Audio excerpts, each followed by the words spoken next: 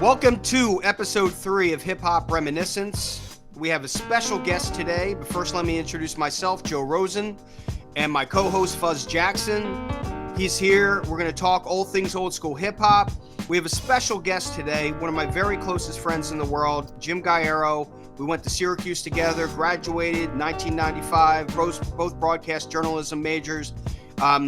I did not do it. Jim did. He's worked at ESPN since we graduated in 95, and he is currently the producer for College Game Day. Jim, welcome to Hip Hop Reminiscence.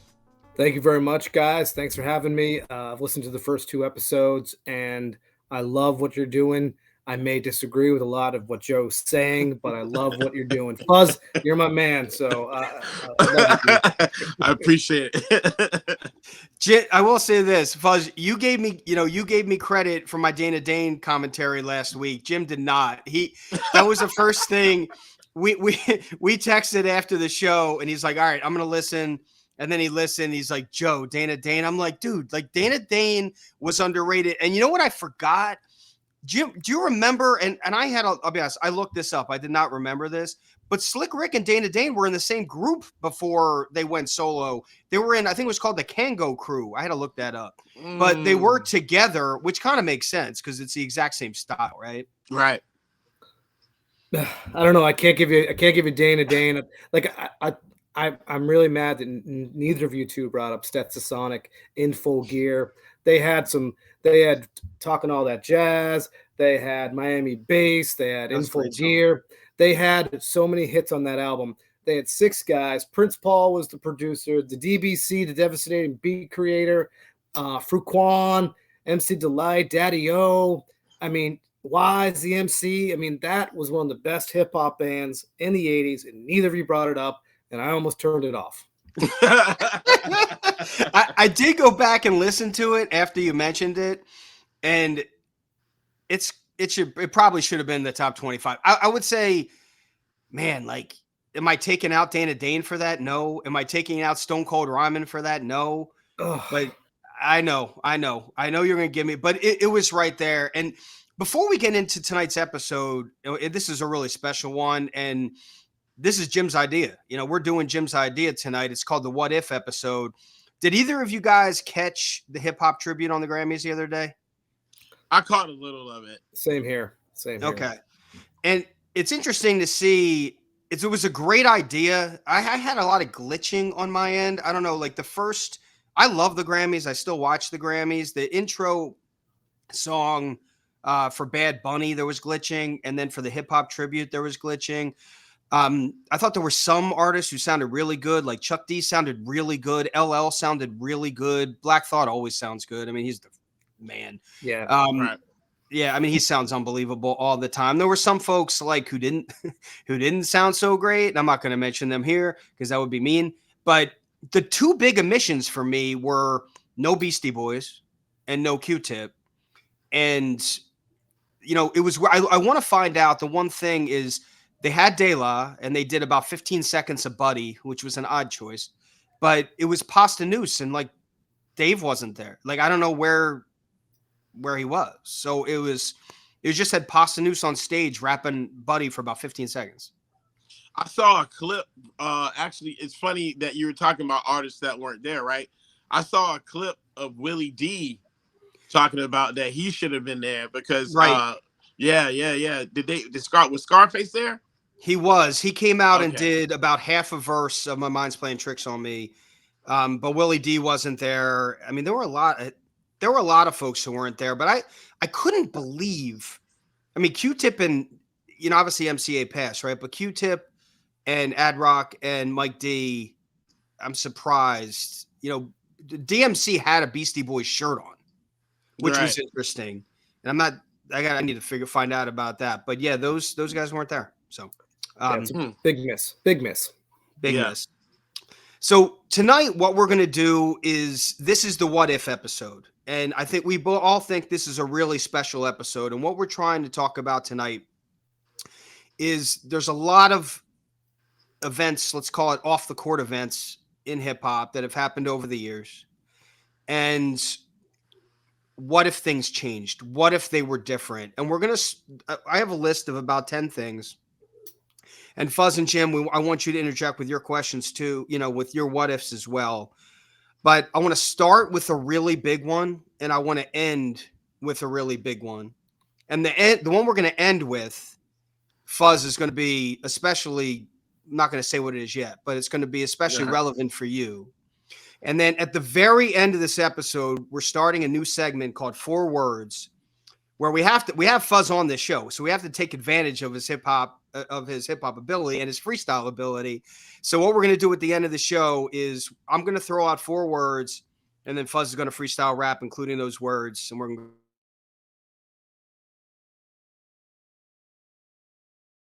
with the what ifs. And Fuzz, I'm going to throw it to you first. I'm going to give a little background on this one. So to me, the biggest what if in rap is what if Tupac and Biggie weren't killed. Right. Now, Tupac died when he was 25 years old. He was shot in 1996 in Las Vegas. Biggie was 24 years old.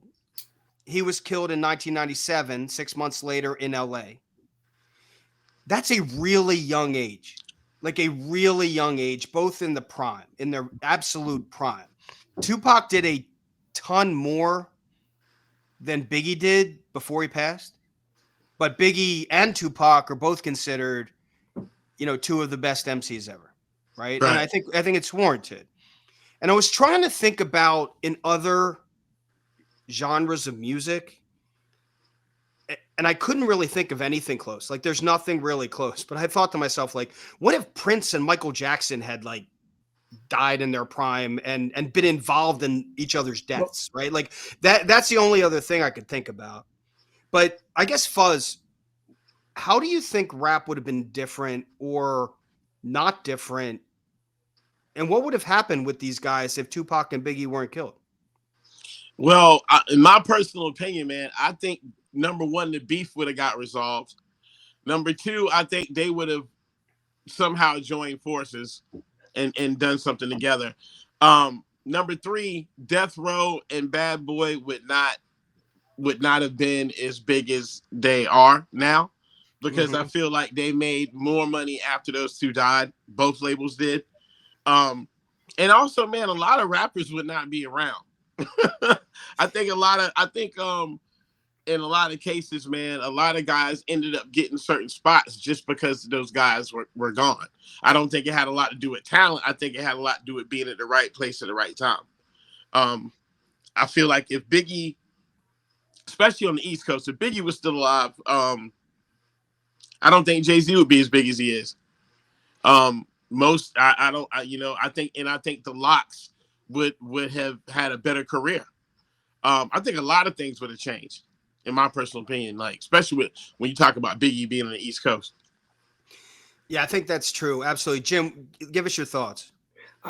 I think the 2 great artists in their prime just hitting their stride. Like Biggie, you can say, his last album was outstanding. And I just think, forget about the who filled their spots and all that kind of stuff. We would have had more years of just genius bars, just constantly being dropped. And I think maybe some of the pop rap that we may even have now might not have gotten that far. I think we've had more years of the Biggie style and Tupac as well. I don't know. To me, it's more like I'm just sad than anything, because they were so great and they were just in their prime. And I'm trying to think of other artists in their prime, like Kurt Cobain, when you talk about Nirvana, when he passed, they had their second, third album at that time. What would he have done? But this is like Joe set it up great. You can't think of any other sport or profession or artist or anything like that had beefing people end their lives kind of in a war almost. And I don't know. I think I still think some of the bad rappers we see nowadays probably wouldn't be around, because Biggie would have destroyed them on the mic and Tupac would have done the same thing. I would have loved just the thought of them 2 possibly collaborating later on in life after the beef was squashed. Just think about that album. and think about how great that album would have been. And just, God. And by the way, the Locks, I love the Locks. And they deserve so much more than they got. Yeah. And they were just, Jadakiss is one of my top rappers of all time. So, yeah, that's what it's not necessarily what if for me. It's more of like, what did we lose out on? Like, when Kobe passed away, think about the great things Kobe would have done, like in his post career, like Right. probably being the commissioner of the WNBA at some point, and just like the way the world and just hearing, like, every now you go through like Instagram and stuff like that, you see current players talk about Kobe, and every once in a while I find myself missing Kobe, and I'm a Celtics fan, and just like, so that's what it's kind of for me. Like, I just more like miss it and just kind of sad of what we missed out on. I think both of you guys hit it on the head. And Fuzz, we've talked about this recently, right? Like, you and JR, our producer, have introduced a lot of more recent music to me because I don't listen to current hip hop the way I used to in the 80s and 90s. And I started falling out of love. My wife would give me crap for saying that, but falling out of love with hip hop in the late 90s. I mentioned that, right? And I kind of fell back in when Mos Def and Kweli and Lupe Fiasco came back in. But I think this was a big thing to me. Like, I thought about it as I was doing the research on this. You had Pac, who died in 96, Biggie, who died in 97. And then I kind of stopped listening as much as I had before right around that time. Because like you guys said, it turned into different rap. And a lot of that was because of what was going on with Bad Boy, right? And the samples and him doing Missing You and, whole Police songs like that were just rap remakes of Police songs. The group The Police, right? Like that, that type of thing. And it definitely just changed rap. And it's amazing to me. I looked back at what they did before they died because I forgot how young they died. I mean, Tupac was 25, Biggie was 24. And, Biggie had Ready to Die, which is one of the best hip hop albums of all time. Like, and that'll be when we talk about 90s albums, that'll be there. Life After Death, which was great, actually got released 2 weeks after he died. And then there were a couple other albums after he died. Like you said, there were, a lot of posthumous things. Tupac, though, he died when he was 25. He had all the Digital Underground stuff. He had 4 albums, Tupacalypse Now, Strictly, Me Against the World, All Eyes on Me. He had 6 albums after he died. And then he also did movies. Like, he was in, I forgot the movies. He was in, like, he was the star of Poetic Justice. He was the star, one of the stars of Above the Rim. He was one of the stars in Juice. And he was 25. Like, am I going too far? And I don't know that I can say this about Biggie. You could say Biggie was one of the best rappers and would have been one of the best rappers. He was. But I'm not sure you can go farther than that. But I think Tupac could have had a career like Michael Jackson, like Ice Cube, like The Rock. I mean, you know what I mean? Could Tupac could he have become The Rock? Wow. Right? I mean, as much as he did, I mean, who's a bigger movie star than The Rock or Will Smith? Like, who's a bigger movie star than The Rock right now? I mean, Will Smith, before he slapped Chris Rock, no one was a bigger movie star than him, and he's still doing big time movies. But Will Smith had, put out a lot of hit records, a lot of movies, Fresh Prince of Bel-Air. Like, Tupac could have been that type of superstar, and he was becoming that guy. But I think his music was like, Will Smith was more pop rap, and so more like appeal to like the suburbs, and like Tupac, his music, I don't think would have changed and allowed him to do some of the, not rom-coms but like some of those fluffy movies that Will Smith did. I don't think Tupac would have like his role in Juice was just like, sure, forget about it. That's like one of the greatest movies of all time. I love it. And Poetic Justice. And so, yeah, there would have been, I think he'd been more of a serious actor. Like, I think he would have had more of a that kind of appeal, and a kind of a other media kind of thing. So I can understand what you're saying. I'm just not sure he would have gotten like some of the Will Smith kind of roles. I think he would have been more serious kind of actor, and I think he would have been great at it. I have to agree with that, Jim, because people forget one of the last movies he did was Gridlock with Tim Roth when they played Heroin That's Addicts. right. Yep. And and I think the movie before that was with Jim Belushi when they were cops. And I think I can't remember, but I know Dennis Quaid was in the movie. He did a lot more serious roles towards the end of his career. So I kind of feel like, yeah, you're right. He would have probably been doing like Othello or something like right, like down the road. You know what I mean? Like, yeah. But I think Tupac, I guess my main point in it, regardless of what kind of actor he would have been, I think he could have ended up at the superstar level that Will Smith and The Rock are now, right? And Tupac is a superstar rapper. Obviously, he did a number of good movie roles, but he wasn't, when he passed, he wasn't the A-list actor, A-list celebrity that Will Smith is and The Rock is. And I think he could have became that guy. Just as much as he became bigger. Yeah. He probably could have become bigger. I mean, it's amazing to me. Like, I didn't realize he died when he was 25. Like, I that's didn't realize that, you know? And he was 1 year older than Biggie, but he did a lot more than Biggie, right? Mm-hmm. He just, in the time that he lived. So let me go to, I'm going to combine a couple. And we talked about one a little bit last week when we talked about the DOC. Like, we could do a whole episode to the DOC. Like, I just want to keep talking about, the DOC. Right. So let's talk about NWA and the DOC, and we can combine these. And I know, Fuzz, you talked about this a little bit last week. So I want to know, what if DOC, whose real name was Tracy Lynn Curry, I had to look that up too, didn't get into a car accident in 1989. As you mentioned, Fuzz, he did write parts of Chronic, and also he wrote parts of Doggy Style, right? So, I mean, once he stopped rapping, and he did, I'm going to correct an error from last week where I said No One Can Do It Better was his only album. It actually was not. 1996, Helter Skelter, and then there was one later on, I think in 2004. But that was his big one. Obviously, No One Can Do It Better. And then he did write parts of Chronic and the Doggy Style. And then to go along with that, since we're talking about NWA, what if Jerry Heller didn't mess around? What if he was a legit manager who didn't steal money or allegedly steal money? And Ice Cube never left and Dre never left, right? Because Ice Cube left first. And then they did a couple more albums with NWA where Dre was still there. I think 2 more. And then Dre left 2 years later. So let's just say NWA is still NWA. Jerry Heller's an honest manager. No disses, no beefs, nothing like that. And the DOC is part of NWA, or an offshoot of NWA.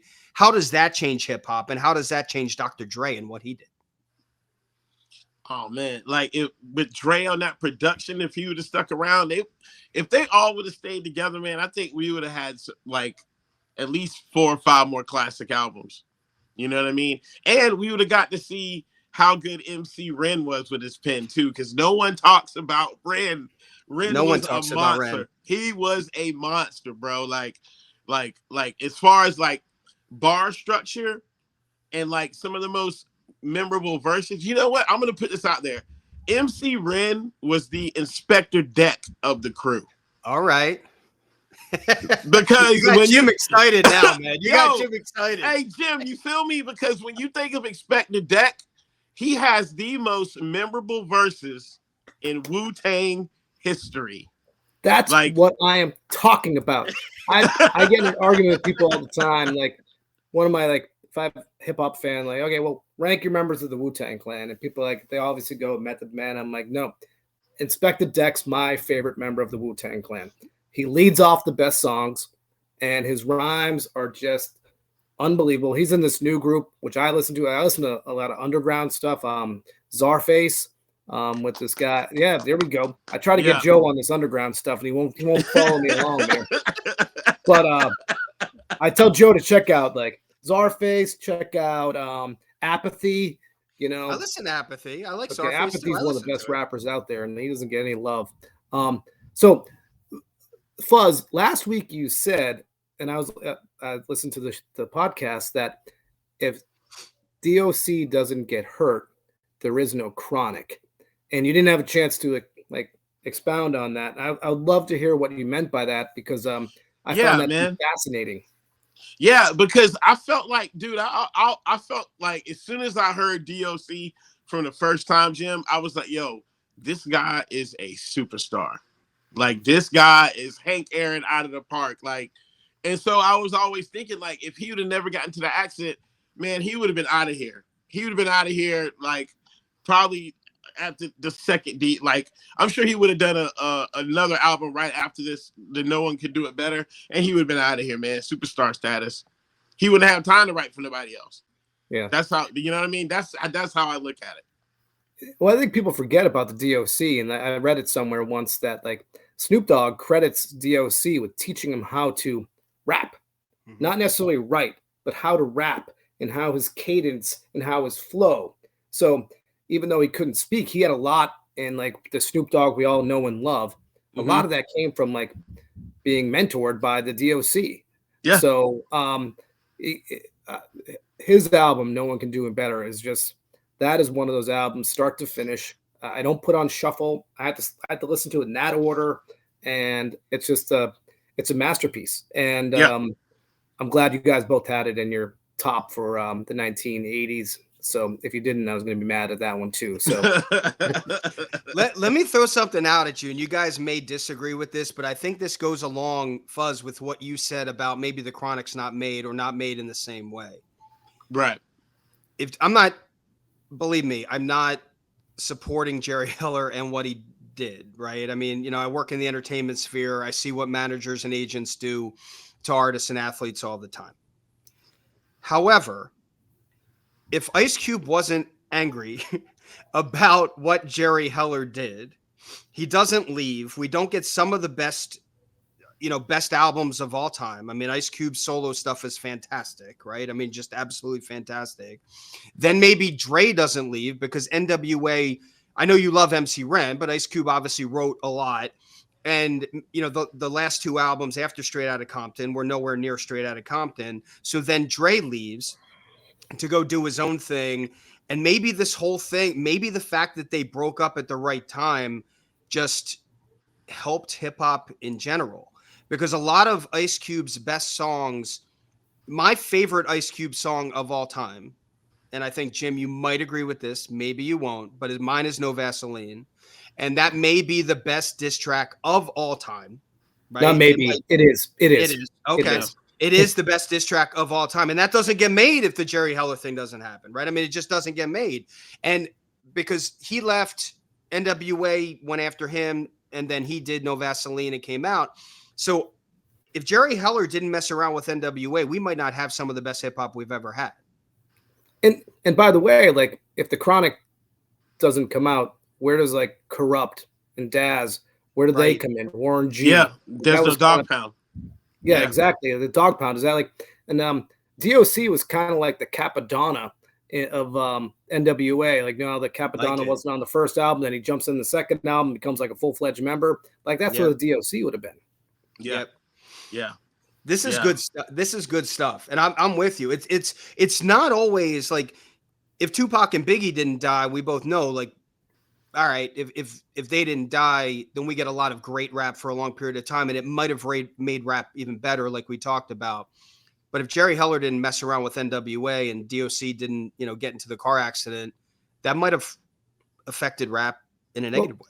Well, and also like Ice Cube, like going East Coast and hanging out with the Bomb Squad and doing that first album, like that album just blew you away. Like that was like, oh shit, like he is now. Like everybody kind of knew that he was writing all the stuff for NWA and Eazy-E and all that. But then he comes out, gets paired up with the Bomb Squad and drops that first solo album. And it was like, that is, I think, one of the best albums of the 90s. And it was just in the cover. Remember the cover when he had his hat on, he's sitting like this.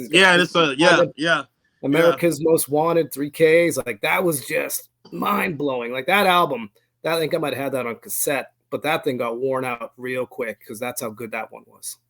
And keep in mind, too, I'm sorry for interrupting. Keep in mind that everybody thought that it was going to be a bad idea for him to go to the East Coast and mess with the Bomb Squad too. Yep. They were like, "Yo, what are you doing? You don't need to go Yep. all the way to New York." He's like, "Nah, I got to go to New York," Yep.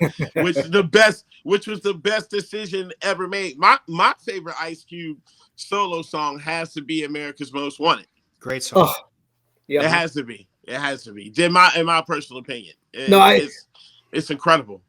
I love when an album starts off like with this comes out and just grabs you. And that first song, like they have the intro obviously and everything like that. And that song comes out like, and it's just like, you're like, oh shit, buckle up. This is going to be the first time you listen to that album. You were like, I don't know. It was just like, that was a moment in my life where just like, I just sat down and whatever, hour long, listened to it, rewound it, did it again. Yeah. And it was like, that's how good. Cause when an album comes out with the first song, that's a banger, that hits you like that, man. It sets the tone, and that song set the tone. You're right. There's so many like Ice Cube. You guys could do. I could do a whole episode myself on Ice Cube because he's like Lethal Injection comes out, and you're like, how's he gonna follow that one up? And he followed up with that. Like, that was so. Yeah, like that. Yeah, and not only that, when you listen to America's Most Wanted, bro. Is it a political album? Is it a gangster rap album? Is it an album full of hood tales? It had everything that you could ever ask for in a record. Like that. That album turned a lot of heads, man. I'm getting goosebumps right now. So moving on, another rapper who's a lot like Ice Cube, Slick Rick. Kidding. Let's talk about I had to look this one up too. And this is why, doing these podcasts in the internet age, there's no podcasts without the internet age, but doing these podcasts now, you can get so much information. And Slick Rick, The Great Adventures of Slick Rick, one of the best albums of all time, right? We all have that in our top 10 80s albums. And if you recall, after he released Great Adventures of Slick Rick, in 1990, he tried to kill a former bodyguard. Right. I mean, he had a bodyguard who was blackmailing him. And then he tried to kill the bodyguard. He said it was self-defense. Court didn't agree. He also had a lot of INS issues, right? Like he had a lot of immigration issues because he was from Great Britain. He wasn't a U.S. citizen until much later in life. So he ended up going to jail for 5 years. And it was only 2 of those years were for the attempted murder. And 3 of the years were for immigration issues. That shows you how well our court system works. He was released from jail in 1997, and he was on bail for a little bit, and he had the Rulers back when he was out on bail, and he had another album when he was in jail called Behind Bars, which wasn't very good. He had a 4th album in 1999 called Art of Storytelling, which was pretty good. Like it was decent. It wasn't The Great Adventures, but it was decent, which did pretty well commercially, and it did well critically as well. If you recall, Slick Rick was the 3rd rapper ever signed to Def Jam. Okay. So and he also went to jail later in his life for immigration issues as well. I mean, he's been in jail for immigration issues for quite some time. You have a guy, if you look over the history of hip hop, there's not a lot of rappers like Slick Rick, other than Jim's favorite, Dana Dane. There's not a lot of storytellers out there, like true storytellers, right? I mean, Slick Rick and Dana Dane are the 2 guys that probably come to mind when you just think of storytelling rap in general, right? Maybe Kwame. So that's a 3rd one. Okay. If he doesn't go to jail and he's able to follow up, because he did some stuff obviously before Great Adventures with Dougie Fresh. He did a lot of really good stuff with Dougie Fresh when he was MC Ricky D before he was Slick Rick. If he doesn't go to jail and he's able to continue his career and really work with Def Jam, which, was the best hip hop label of all time, probably is at that time was probably the best hip hop label of all time. What happens to Slick Rick? Does he end up becoming one of the best MCs of all time, or what changes? I would say so. At least one of the best storytellers of all time. Right. Like, in my personal opinion in hip hop, you got a handful of storytellers. 2 of the best are Slick Rick and Ghostface. Okay. Yeah. And I think that And I think that like definitely Ghostface got a lot of his storytelling from Slick Rick, right? I mean, with the chains and the robes and all that. But I feel like Slick Rick probably would have been like one of the like he'd be on that Mount Rushmore of the goats, man. Like for real. Can you just imagine what the follow-up album would have been? Because like when you leave the game for those years when he was in prison, 5 years, like you said, Joe, and when he came back, the game had changed. The industry had changed. The beats had changed, and it became it was more like Nas and Biggie, and so where would he like coming back after 5 years and trying to slide back into your spot is impossible to do. So that next album would have been, I think, the most important album to follow up, and because the beats wouldn't have changed that much, and I don't know. I think he would have. I think truthfully, I think he probably would have had another great album. I'm not sure how he would have survived. Not survived health wise, but like would his style have fit into the late '90s? That's like when Wu-Tang's out and everything. How does Slick Rick storytelling fit into that generation, that time frame? So I don't know, but I think the next album would have been like I know probably Joe, you probably love this song, but the teenage song he did was a teenage love. Yeah, like that song, back when you had to do one of those songs in your album, like but like Slick Rick, I think Children's Story is like top 5 greatest songs of all time, and it's just that good. And I even remember the video of that song. That's how that song was so good. You got Indian Girls on that album. There's so many good songs on that album, and I think Lottie Dottie is one of my all-time favorite songs. That's like probably the song that made me fall in love with hip hop was Lottie Dottie, and because that was so different. And then there was like the remix or an extended version of it, and so the follow-up album Slick Rick would have been awesome. I'm just not sure late '90s like how he would have fit into the whole genre. Yeah, I mean that's a really good point, and another similarity too is it's a lot like Mace, right? I mean, obviously different circumstances. Mace didn't go to jail, but Slick Rick went to jail, came out 5 years later, put out another albums, but just wasn't the same guy. And Mace had, when Mace came out with that first album in 1997 with Harlem World, it was quadruple platinum. Like that is very, very hard to do. I mean, there's not a lot of albums that go quadruple platinum, right? So it goes quadruple platinum. And then he had another couple albums that were gold right before, and then he retired. He retired after his second album to become a minister. And the thing I remember about that, because I had just graduated law school at the time, I remember he came out and he really criticized what he had did. Like he criticized the rap that he and Bad Boy were doing. Like he just was like, man, I shouldn't have sworn and this and that. And then after that, he came back later and he was like a clean rapper, right? He wasn't swearing at that time.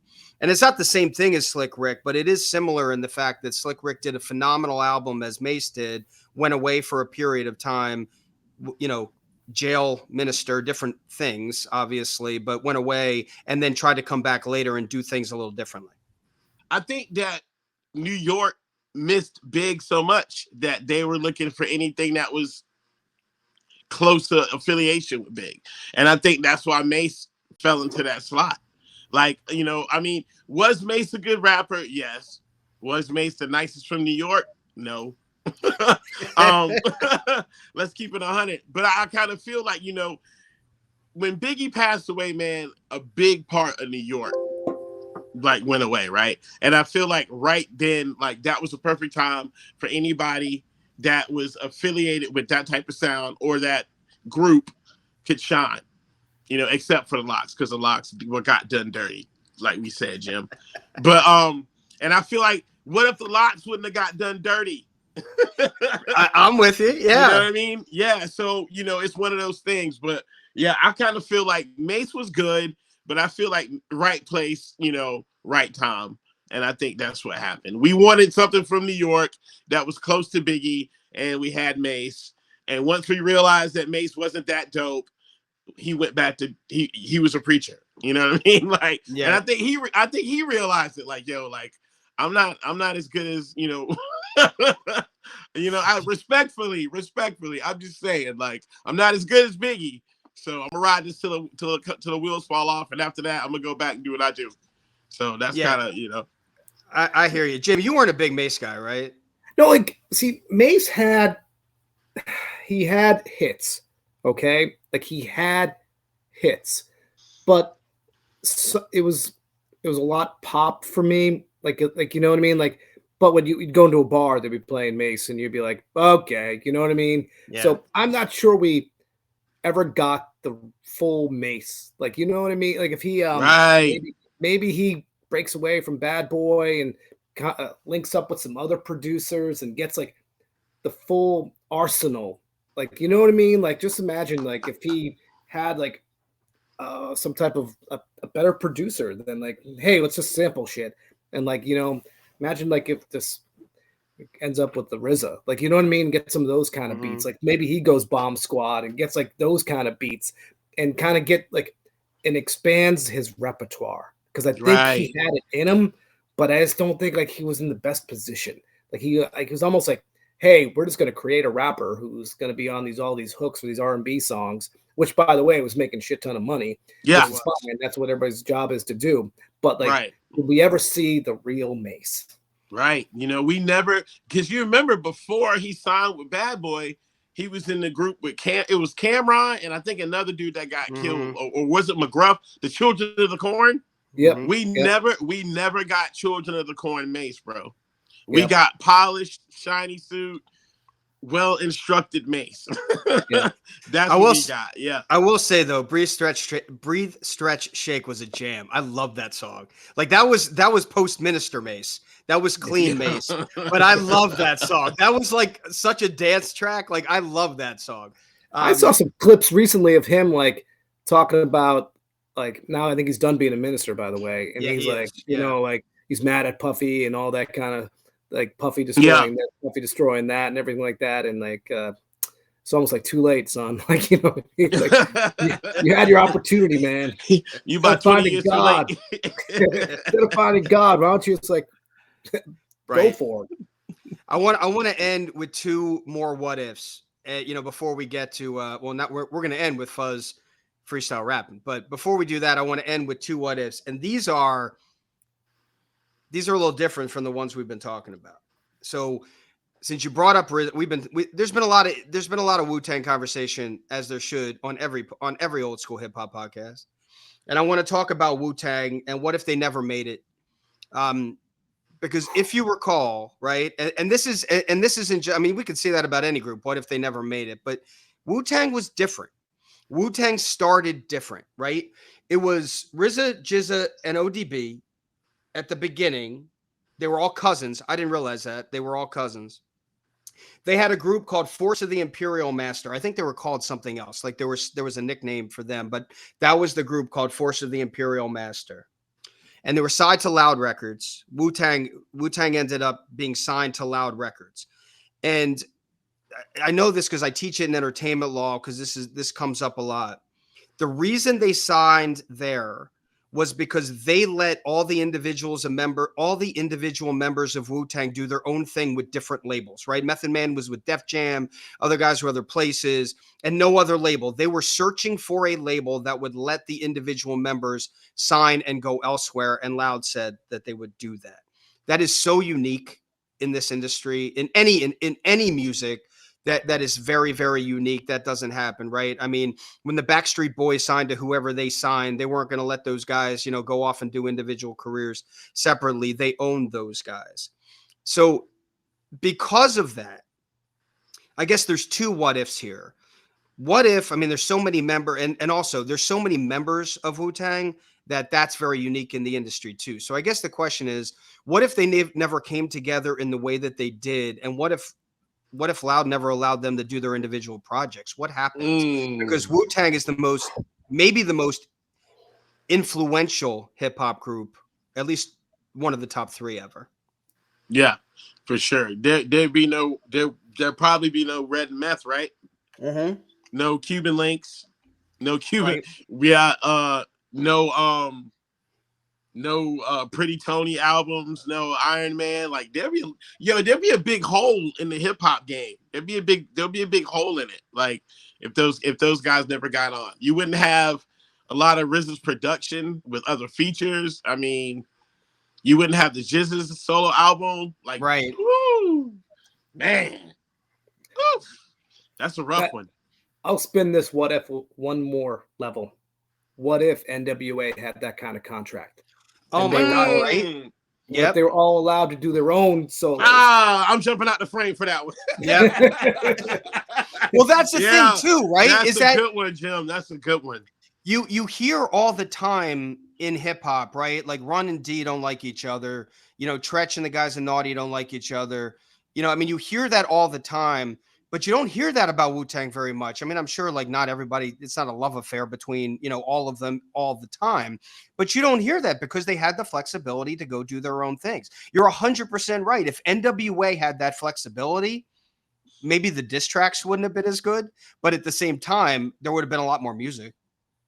Well, that's what makes, and I think that's what makes the Wu-Tang so good, is that all those solo albums were just fantastic. Like Raekwon, Cuban Links, Supreme Clientele with Ghostface.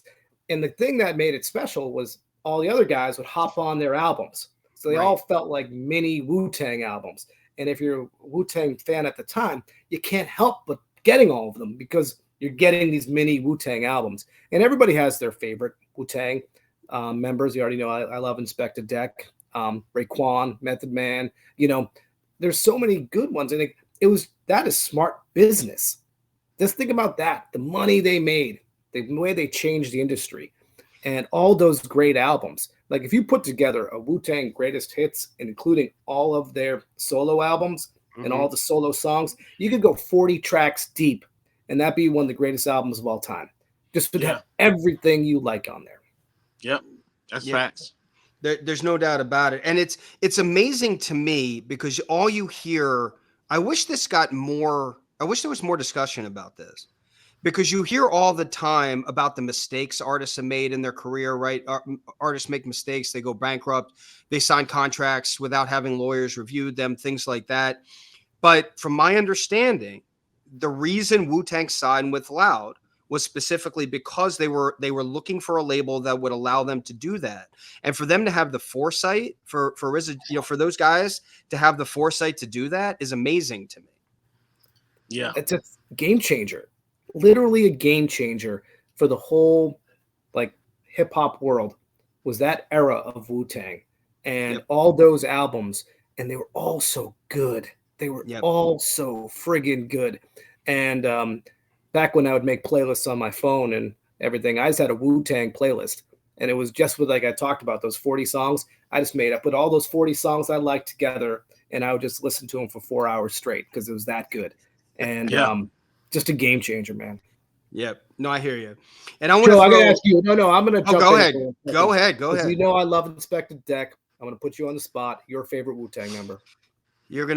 My favorite Wu-Tang member is Method Man. And I think it's simply because I'm not saying that he's necessarily the best rapper of the group, although he might be, but I love his solo stuff so much. And there's some solo stuff I didn't even know existed until Fuzz told me a few weeks ago that it existed. And I've been listening to those albums, the more recent albums a lot. And his skills are underappreciated. They're underrated.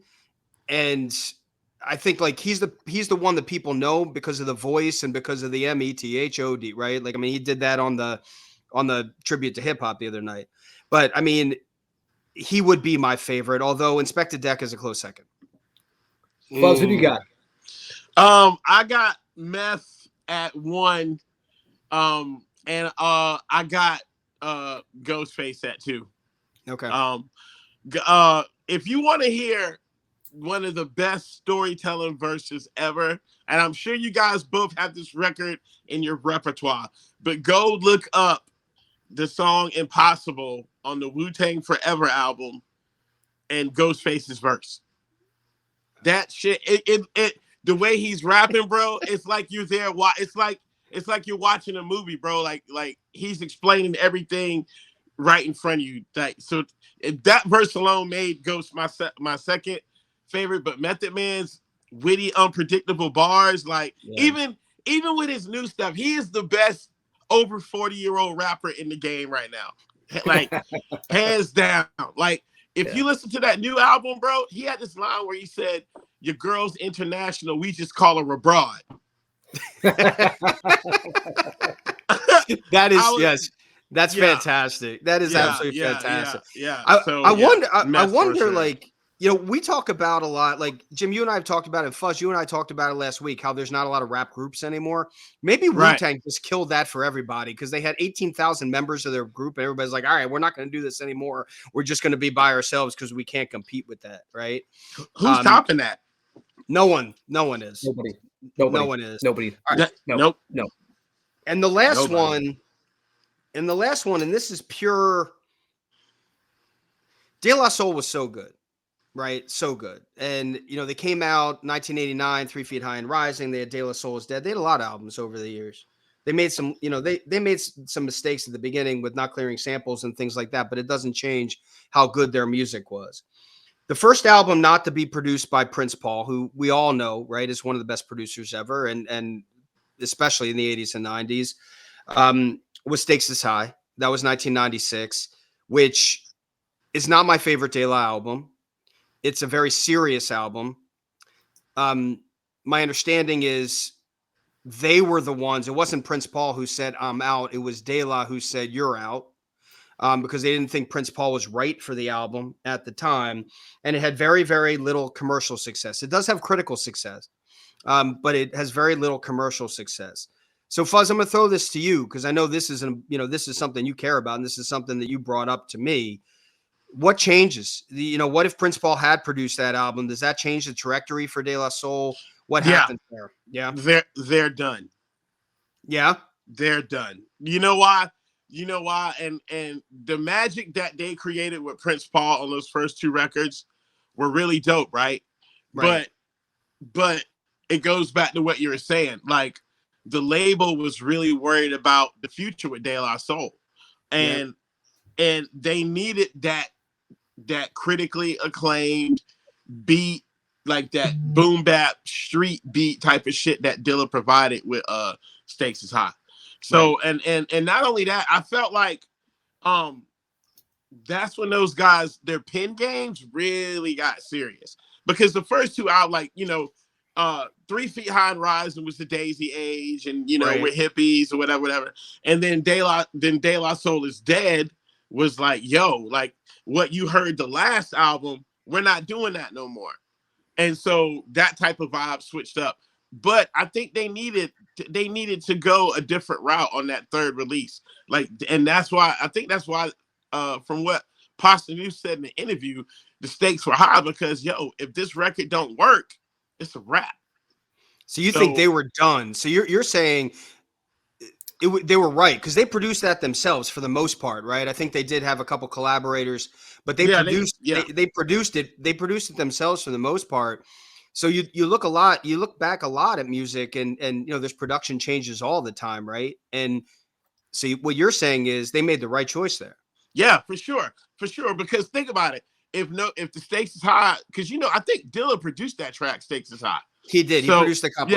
Yeah. So if you didn't have that, bro, it'd be because people were done with the Daisy Age. People were done with the weirdness at that time. People really just wanted to hear bars and beats, and I think that album brought it.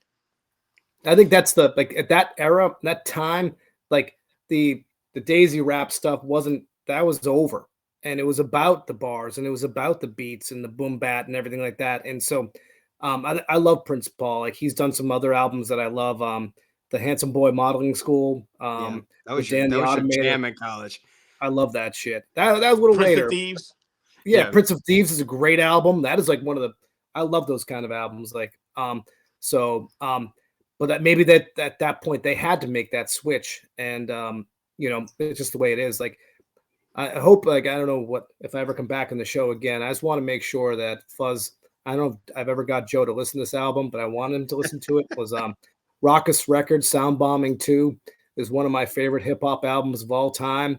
And I see that this is Joe. This is like out of Joe's realm a little bit there. I just want to put that out there because like you have to listen to that one start to finish again. And I think Prince Paul shows up on that one. Eminem's on that one. A lot of underground guys are on that one.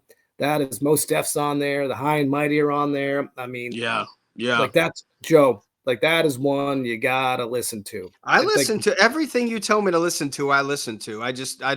It's a great album. It definitely is. It's just that's like that. Yeah. That was like because that was Raucous Records, which by the way is like that. Their time in space in this hip hop journey was an important part of the whole journey. And but anyways, like Prince Paul, I don't think he would have fit on Stakes is High because they needed to fit in with the times. And I don't think that Daisy stuff was going to float at that time. Nope. It's amazing as you say this, and I start thinking back to the whole Native Tongues, right? And De La, you're right. They from 3 Feet High and Rising to De La Soul is Dead. De La Soul is Dead is my favorite De La album. And then they changed with Stakes is High, and then they went a different route. 3 Feet High and Rising was very similar to the early Jungle Brothers, right? And the early Jungle Brothers were great, but the Jungle Brothers didn't last. I mean, they didn't really last, right? They didn't really last the way the Tribe and De La lasted, right? For long periods of time. And Tribe was very different, right? Everything Tribe did, it wasn't the Daisy. It was just, from the first album, The Low End Theory to Midnight Marauders to even the Love Movement. I mean, it's just some of the best hip hop of all time. But I'm actually thinking about that, like if De La had stuck, and then we'll get to, while we're here, the freestyle rapping of Fuzz Jackson. But if they had kept Prince Paul, are they the Jungle Brothers, and do they fizzle out? What you think, Jim? I don't know. Like, if it feels like we're like dissing on Prince Paul, and he's one of the greatest producers of all time. I know, but like it's like if I don't know. I truly don't know. I love Prince Paul, so who knows what would happen. Yep. I don't have a good one there for you, Fuzz. I'm sorry, my man. But before we move on to 4 words, any other what ifs, Jim, Fuzz, you want to bring up? I want to bring one up here, and this is like I was listening to the album the other day. Was Black Sheep's first album, A Wolf in Sheep's Clothing. Phenomenal. What happened? Like that album was so good, and then the second album, I forget what it's called. Like, Nonfiction. That's right. Yeah. That wasn't a good album at all. Like what changed there? Because Drez is one of the best rappers of all time, which kind of fits in the Native Tongues and all that. But like, what happened? Because that album was so good, and if you listen to it, and you listen to Drez, you listen to his flow, listen to the beats, listen to everything about it. Like that's one of the greatest albums of all time. And then the second album was so bad. I don't know. I know for one, the production changed a lot. Yeah. Like there's only one song I remember off the Nonfiction album. I think it's the song they had the single for, without a doubt. I don't remember anything else off that record. Right. At all. Right. I didn't even remember that song.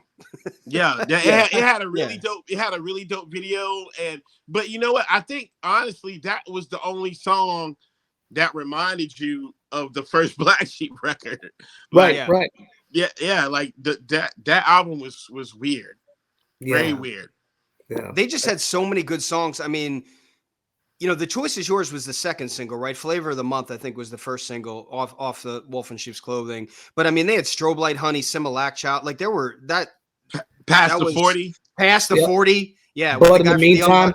But in the meantime. Yeah, like just so good. And then I hate when the second album just falls flat. Yeah. And you're like, ugh. Because the day it came out, we probably all bought it. And then you got home and listened to it. Like, God damn it. And that was it, right? I mean, there wasn't anything else after 2. No. Yeah. And that came out, Wolf in Sheep's Clothing was 91. Yep. That was 91.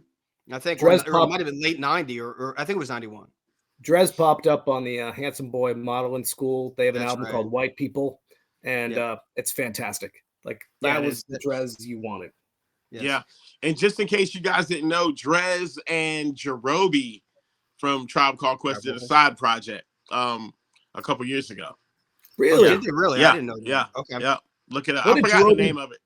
What did Jerobi do for Tribe Called Quest? I always wonder that. He was there. Yeah, I don't really. Yeah, I don't. It's a good. Yeah, like I don't know. Like Yeah. I don't. I don't know. He was there. So I mean, I don't know. Maybe he'll do the same thing. I don't have for any Jay. answers. Yeah. By the way, yeah. Fuzz, Joe and I get in this argument a lot, and I get in an argument a lot with a lot of people who like rap and hip hop. I think Midnight Marauders, top to bottom, has more depth and might be a better album than Low End Theory.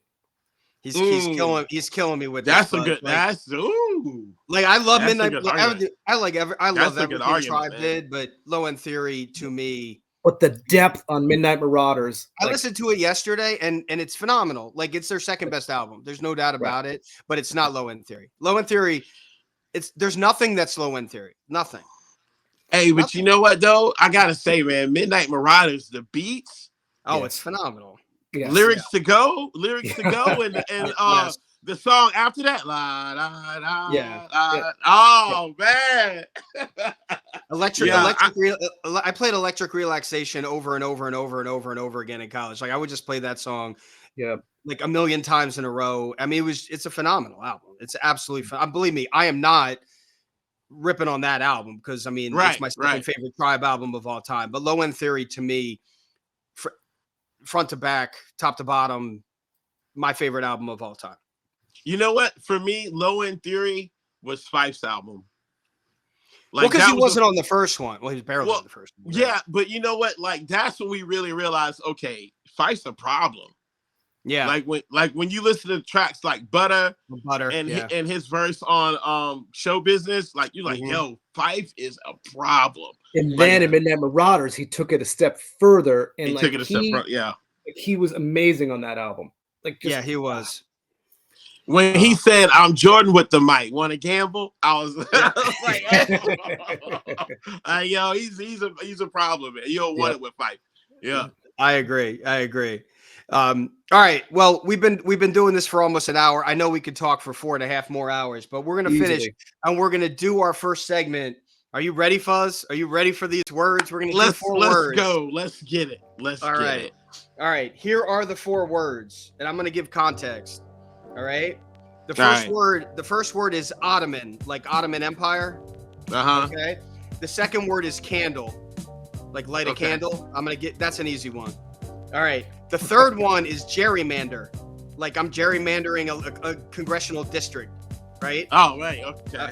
Okay. And I'll repeat these after just to make sure you got them. And then the fourth one that JR was giving me crap about and Jim was giving me crap about is bequeath, right? I bequeath. I bequeath to you the ability to freestyle, even though I'm not giving you that. You have it on your own. So the 4 are Ottoman, candle, gerrymander, bequeath. All right. Oh man. Okay, let me fill you in, light a candle and let's begin. Spit a verse and put my feet on the ottoman. It might be a different definition. It's no repetition. I get it nice on the mic. Now this is my audition. My name is Jackson. I'll bequeath on this track. I'll go on the mic, the verse, the time for what you sap, but really I can separate from top to bottom. I'm trying to earn a bill like I'm Hillary Rodham. What's the next word? It was gerrymander. Gerrymander. Yo. Hey, yo, I rise like Biscuit. Gerrymander your whole district with the words I submit. Yo, I get up nice right like I'm Chuck Liddell. Take it back to the old school like a speak and spell. Was that the 3 words to the 4? I give you more. It doesn't matter. R.I.P. Tupac Shakur. You Biggie. You a small fry. I get it back. Take it back. I write rhymes with my hands tied. That is awesome. I love it. That is fantastic. Oh God, we should be doing this. Yeah, that was fantastic. Fuzz Jackson, I got no words. Hey, that was a little rusty because you threw some words at me, but you know, I'll be ready next week, yo. I got you. I know you will. I know the bequeath one. I was worried about the gerrymander, but the bequeath one, you got that in there. You got that. There's an actual word. Easy. There's an easy word to rhyme with bequeath that I thought you were going to go with, but I'm glad you didn't because you guys are more PG. Yeah, it's a family show, son. Absolutely. Oh man, well, we'd like to thank everybody for listening in and watching in to our third episode of Hip Hop Reminiscence. Our website is hiphoprem.com, hiphoprem.com. We'd like to thank our special guest, Jim Gaiero of ESPN and College Game Day. Obviously, Fuzz Jackson, your co-host with me, Joe Rosen. Hey, Fuzz, tell them where you can find your music again. You can go to fuzzjacks.bandcamp.com and get that new mixtape that's out. It's 48 minutes of hip-hop pleasure. And also go to Instagram, your mom's favorite rapper, one word. You can find me on Facebook, Fuzz Jacks, and North Jacks on Twitter. That's NORTHJAXX. Awesome. And again, on the website, it's hiphoprem.com, hiphoprem.com. Our Twitter handle is hiphopremi, is hiphopremi, hiphopremi. And we will be back next week with our next episode. Thank you, Jim. Thank you, Fuzz. Thanks for having me, fellas. Appreciate it. It was a lot of fun. Appreciate you, Jim. Salute. See you, boys.